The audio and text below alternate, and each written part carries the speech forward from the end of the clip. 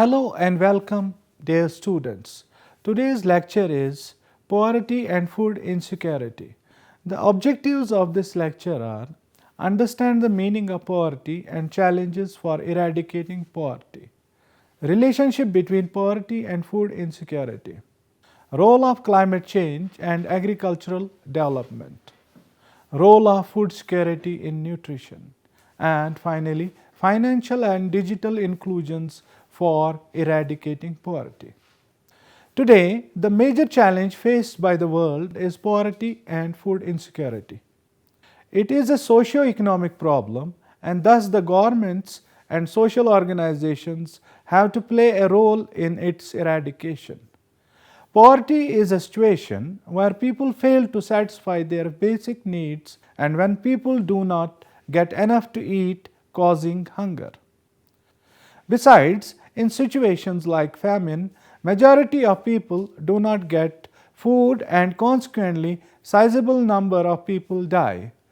Poverty is a leading cause of food insecurity, and it happens when people cannot afford enough food that is safe and nutritious. Poverty can erode or nullify rights to adequate food, housing, health, safe water, and education. Other causes of food insecurity include conflict, environmental conditions like droughts, floods, and diseases, poor infrastructure, roads, storage facilities, and food processing equipments. Poverty and food insecurity are deeply related as poverty can make it difficult to find reliable food, create unfavorable conditions for food supply, affect the social determinants of health, and make food a major household expenditure. Food insecurity is a factor in world hunger and can cause kids to develop health problems at young age. Food security exists when all people at all times have physical and economic access to sufficient, safe, and nutritious food to meet their dietary needs and food preferences for an active and healthy life. This profoundly important and seemingly simple definition of food security comes from the World Food Summit of 1996, actually having 4 elements. These are: enough food must be available to meet people's needs. People must have access to the food that is available under normal circumstances. Volatility in production of prices must not threaten this availability. And the quality of food that people consume must be adequate for their needs. Availability of sufficient food is clearly a necessary condition for food security, and much policy thinking focuses solely on the question of availability. But Nobel Prize winner Sen eloquently states in his classic Poverty and Famines, availability of enough food in the aggregate is not sufficient for food security. Most of the serious famines documented in his work, from the Great Bengal Famine of 1941 to the Sahelian famines of the 1970s, occurred when sufficient food was available. Analysis based solely on food availability frequently resulted in policies that exacerbated the problem, such as the refusal by the colonial authorities in Bengal to allow food imports. There are many reasons why people may not have access to food even when enough is available in the aggregate. One of the most fundamental issues is that there is no guarantee that a market economy will generate a distribution of income that provides enough income for all to purchase the food they need. Thus, the World Bank's Central Poverty Reduction Mission is critical to achieving food security for all. Policies that focus on the availability of food rather than on securing access to food can and frequently do create risks for access to food. The poorest people spend 3/4 of their income on staple food. The survey data show that the poorest farmers typically produce less food than they consume and depend on the market for the rest. Similarly, policies that restrict or tax the ability of small farmers to produce cash crops or force them to grow food when cash crops would provide them a higher income may actually reduce their food security by lowering their real incomes. The policies and projects that increase the incomes of poor people, 75% of whom live in rural areas and the majority of whom depend substantially on agriculture for their livelihoods, can do a great deal to improve food security. Price volatility poses particular challenges.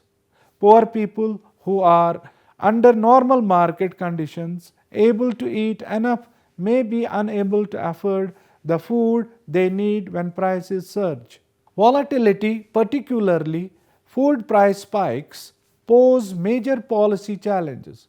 Many countries, understandably, try to insulate their citizens from world price fluctuations. Exporters frequently impose export barriers, while importers tactically reduce their barriers. At the national level, these policies may make sense, but their combined effect, when used by many countries, is to sharply increase global price volatility and hence raise the vulnerability of countries and people unable to follow this approach.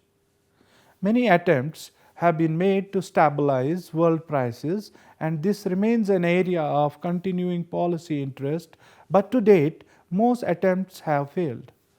The most important element of any response to this problem is to ensure that the poorest and most vulnerable have access to the food. In such instances, general safety net policies have an advantage. Our policies focused only on the price of food. This is because safety net programs can protect not only against food price shocks but against a wide range of other shocks, such as those resulting from poor health or poor harvests. The quality of food that people can access is also important, particularly for the poorest people, but also for people with limited information about the nutrition. When food prices rise or the real incomes of poor people fall for other reasons, there is a risk of hidden hunger, where people switch to lower priced foods that fail to adequately meet their nutritional needs. Ensuring that food is always safe to eat raises a different but important set of challenges. Policies for this problem need to ensure that the real incomes of the poor are protected and to provide information to help poor people make better choices about the food they eat. There is no more important policy challenge than ensuring food security for all. It involves not just ensuring the availability of adequate food in total, but that all people have access at all times to safe and nutritious food. Reducing poverty is a key element in a policy for food security because poor people spend such a large share of their income on food, leaving them vulnerable to high food prices, and many poor people obtain much of their income from farming, leaving them vulnerable to declines in agricultural output. But reducing poverty is not sufficient because of the many risks to the food security of the near poor from a wide ranges of shocks. The world is not on track to achieving Sustainable Development Goal 1 on ending poverty in all its forms. Without faster and sustained progress in addressing poverty, it will not be possible to meet most of the Sustainable Development Goals by 2030. Urgent action is needed to reverse the tide and accelerate progress, especially in rural areas. In recent times, the coronavirus disease pandemic resulted in massive job and income losses that most severely affected populations in socially and economically vulnerable situations, especially women and children, young people, the poorest households, and those in the informal economy. The slow and uneven recovery from the pandemic, along with price volatility in international commodity markets, the persistence of conflict, and the increasing frequency of extreme weather events, often aggravated by climate change, have slowed the pace of poverty reduction. The goals will be achieved with inclusive, environmentally sustainable rural development, and it is critical eradicating rural poverty by transforming agri-food systems, increase agricultural productivity, facilitate transitions into non-agricultural employment, promote inclusive climate action, and improve rural livelihoods. Between 1990 and 2014, global poverty saw significant reduction, mainly driven by China's shift from agriculture to industry and services. However, progress slowed before a sharp setback in 2020 due to the COVID-19 crisis, resulting in 71 million more people in the extreme poverty. Currently, 8% of the global population lives in extreme poverty, with 60% residing in sub-Saharan Africa and 24% in South Asia. Poverty remains predominantly rural, with over 80% of the extreme poor living in rural areas. Despite their significant role in global food production, this represents over 1.3 billion people unable to afford basic necessities. Most of the rural poor are small-scale producers and agricultural workers, including fisherfolk, pastoralists, and forest-dependent people. The incidence and the intensity of multidimensional poverty are higher in the rural than in urban areas. Sub-Saharan Africa, 534 million, followed by South Asia, 389 million, account for the highest number of multidimensionally poor people. The price of fuel and fertilizers has also increased, pushing up the production and distribution costs of agricultural products and triggering strong inflationary pressures across the world. The threat of a cost of living crisis is exacerbated by persistent violence and fragility in many parts of the world, and by the greater intensity, frequency, and duration of adverse weather events that disrupt farming and livelihoods, increasing poverty and hunger in regions with large number of subsistence producers who lack the resources to absorb and cope with multiple concurrent shocks. A large share of those affected by these interlocking crises are indigenous peoples, ethnic minorities, migrants, internally displaced persons, landless farmers, and people living in remote rural areas who together represent a substantial share of those living in chronic poverty.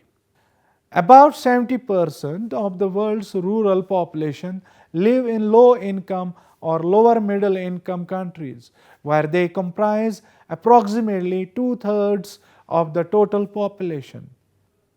Achieving the ambitious objective of the 2030 Agenda for Sustainable Development to leave no one behind calls for reaching the poorest, which largely means reaching the rural poor. Dear students, Let us now discuss about the major challenges in eradicating rural poverty. Gaps and disparities across multiple dimensions of development continue to hinder progress in reducing rural poverty while reproducing spatial inequalities that endanger social cohesion. A transformative development strategy that is inclusive, multi-sectoral, and integrated is needed to mitigate the negative impacts of multiple concurrent shocks and to address long-standing and intergenerational deprivations that affect people living in rural areas around the world. The data shows that tracking global rural poverty reduction faces challenges due to the lack of standardized measures for cross-country comparisons. Definitions of rural and urban vary by country, complicating comparisons. Capturing diverse dimensions of rural poverty is challenging.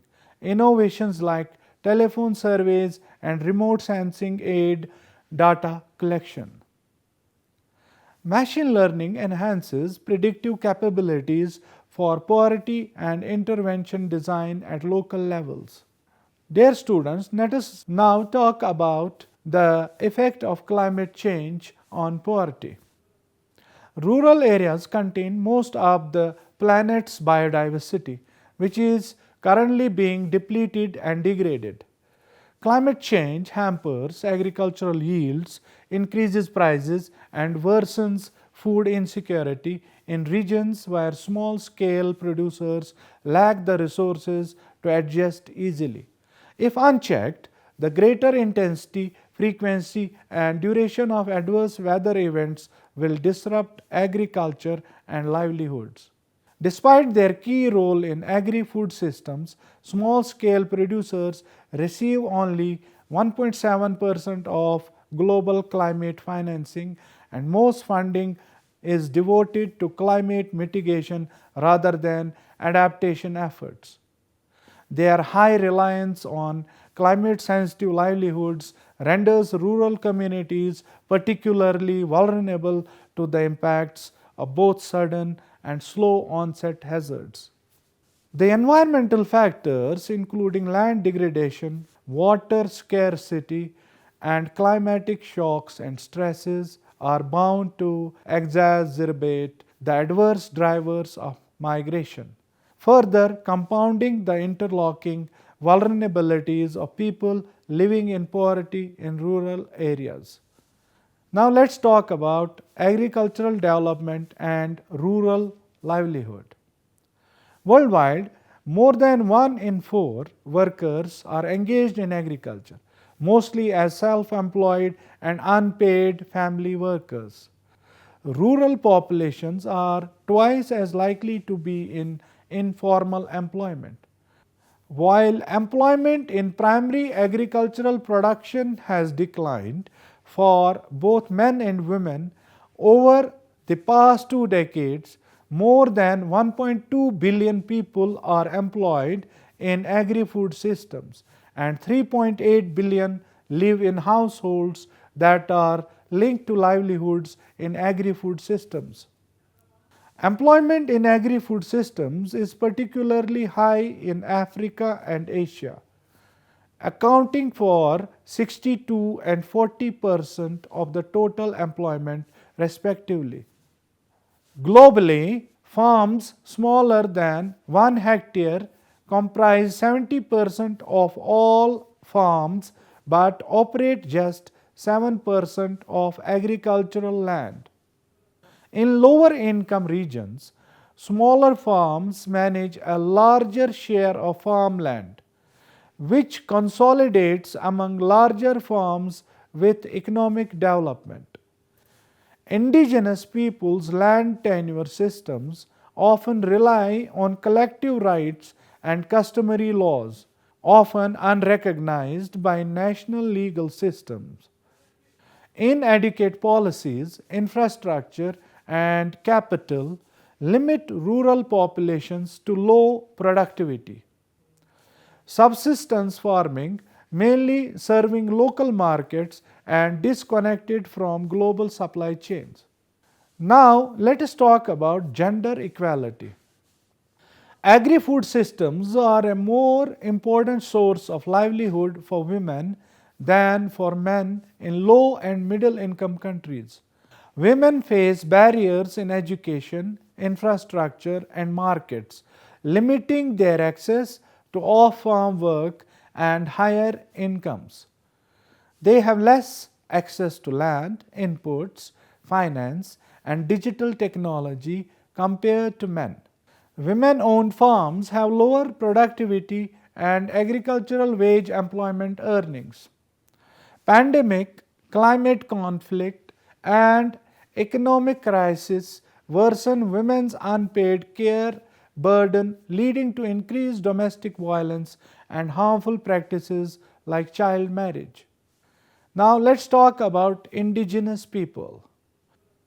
Indigenous peoples have historically suffered from the dispossession of their lands, territories, and resources, undermining their development in accordance with their own needs and interests.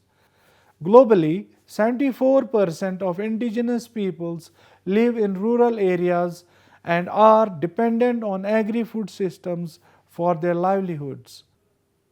Indigenous people are more than twice as likely to live in extreme poverty than non-indigenous rural populations. Indigenous peoples' food systems, which make use of several hundred species of edible and nutritious flora and fauna, are eroding alarmingly fast.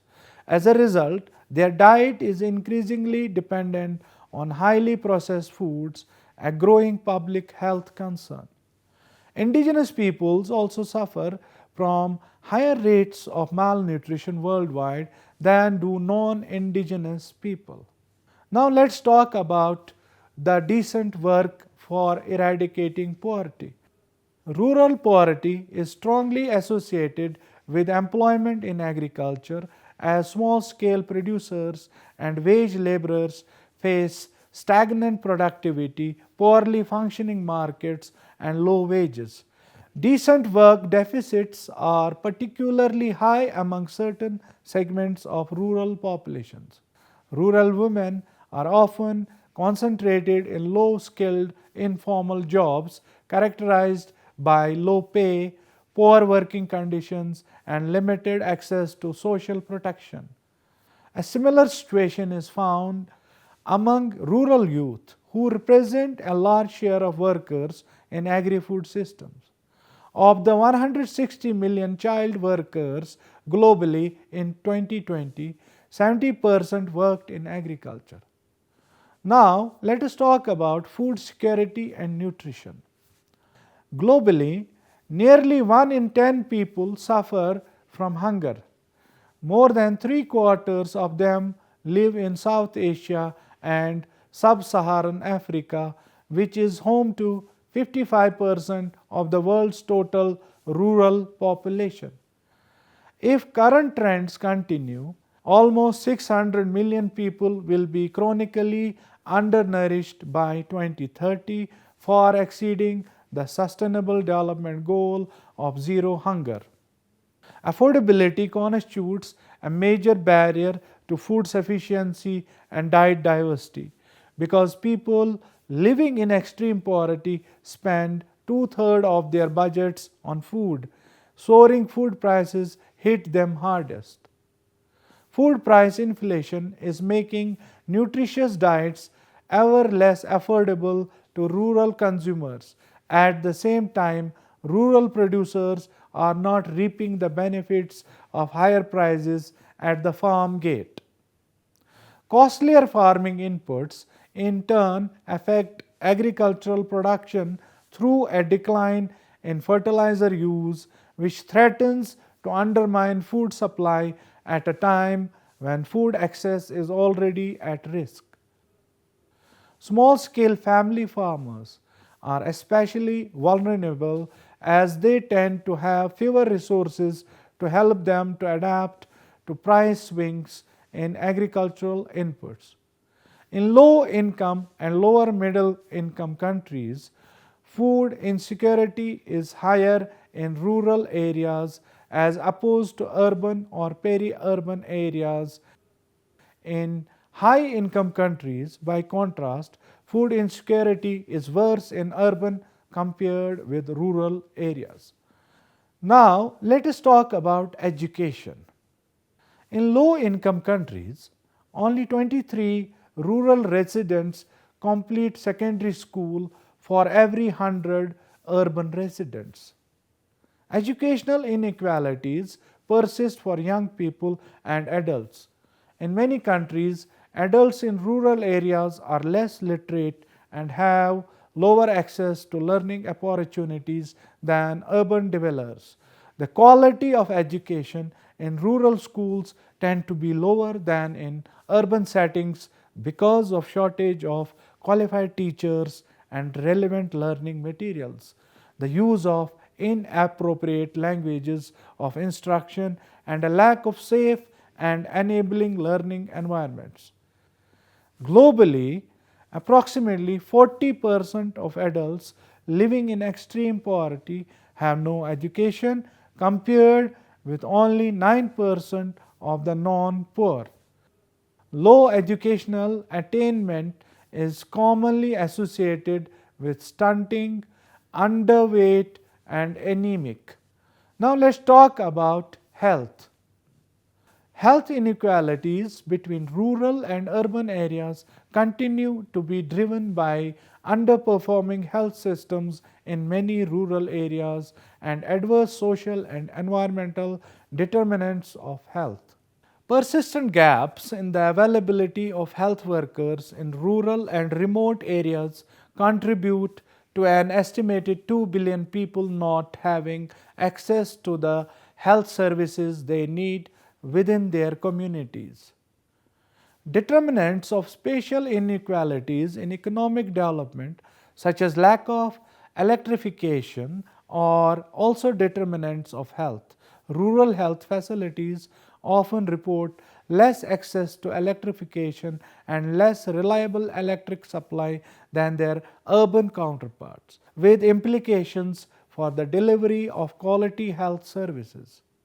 Access to assistive medical devices such as spectacles, hearing aids, prostheses, and wheelchairs is also typically lower for people living in rural areas compared with those in urban areas. In the current global context, mental health services in rural areas have emerged as a particularly salient topic. In many countries, mental health services are disproportionately concentrated in or near major cities, leaving rural populations behind. Farmers can face psychological distress, depression, and anxiety owing to specific occupational and contextual stressors and barriers to support.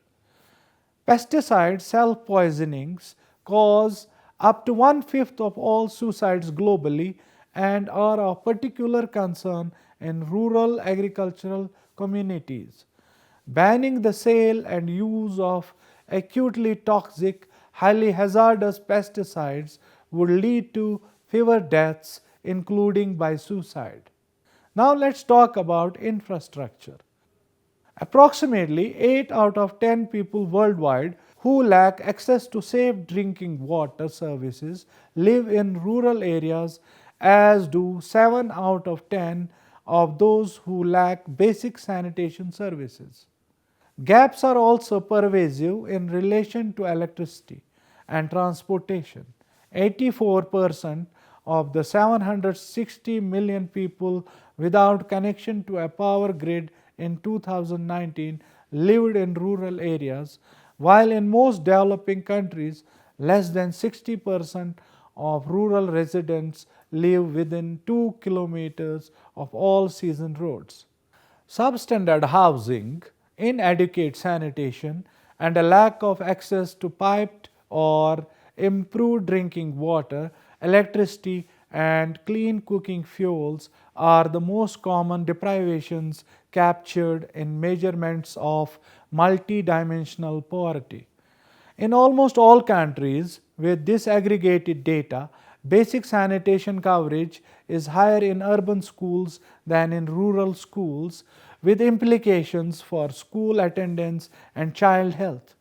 Poor infrastructure extends to the lack of adequate drainage and flood protection systems, which tend to be least developed in lower income countries, exposing marginal rural communities to recurrent floods. Now, let us talk about financial and digital inclusions.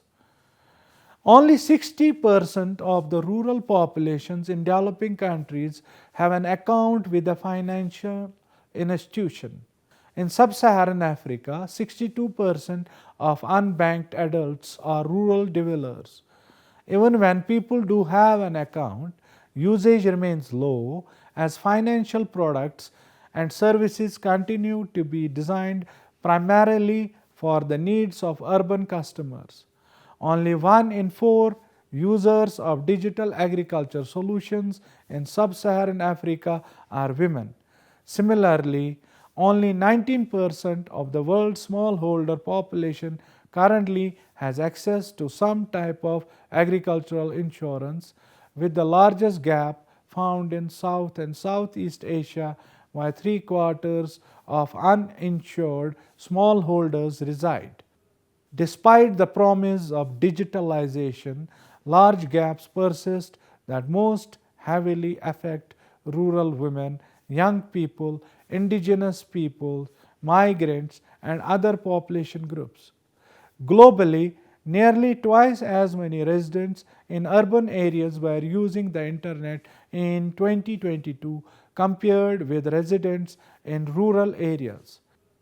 In the least developed countries, 13% of the rural populations have no mobile coverage, and another 13% are covered only by a low speed network. As a result, large numbers of people in rural areas remain effectively excluded from the digital solutions and financial services they need to improve their resilience and livelihoods. Now, let us talk about rural institutions.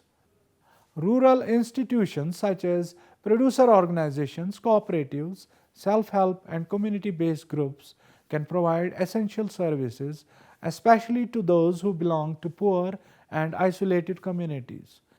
During the COVID-19 pandemic and other climate and conflict-related shocks, rural institutions played crucial roles in providing social protection and linking rural populations to innovative tools such as digital platforms.